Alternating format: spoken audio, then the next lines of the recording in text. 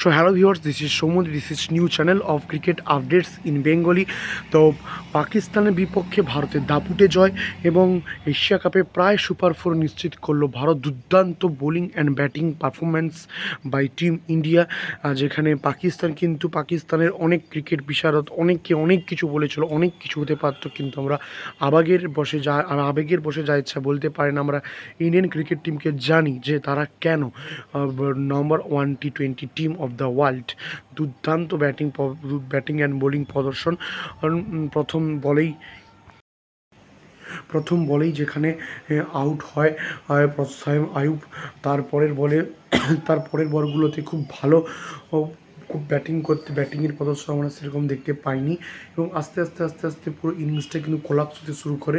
Last অবধি science আফ্রিদির উপর ভর করে কিছুটা হলেও রানের গতি নিয়েছে, বাট অতটুকু রান কিন্তু অভিষেক শর্মাদের জন্য এনাফ নয়, শুভমন গিলের জন্য এনাফ নয়, সূর্যা কুমারের জন্য, মানে ওরা যে ধরনের ইন্ডিয়ান ব্যাটার, যে ধরনের ক্রিকেট খেলে, যে ধরনের মারকুটে আইপিএল খেলে, তাদের ক্ষেত্রে কিন্তু এই রানটা চেস করা একদম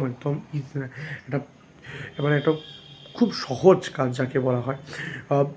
অভিষেক শর্মা দুর্দান্ত ব্যাটিং করেছেন। আমি একটু হলেও ডিসঅ্যাপয়েন্টেড হব শুভমন গিলকে নিয়ে। তারপর সূর্যকুমার যাদব যেখান থেকে যেন আইপিএল ফর্ম শেষ করেছিলেন, ঠিক সেখান থেকেই যেন শুরু করেছেন T20 ইন্টারন্যাশনাল ফর্ম।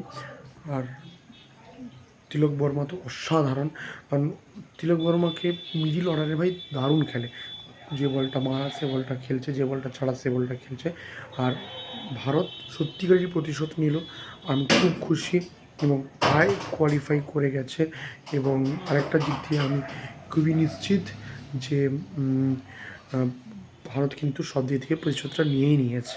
ঠিক আছে, আর থ্যাংক ইউ, চ্যানেলটা ভালো লাগে ফটাফট সাবস্ক্রাইব করে দিও, থ্যাংক ইউ।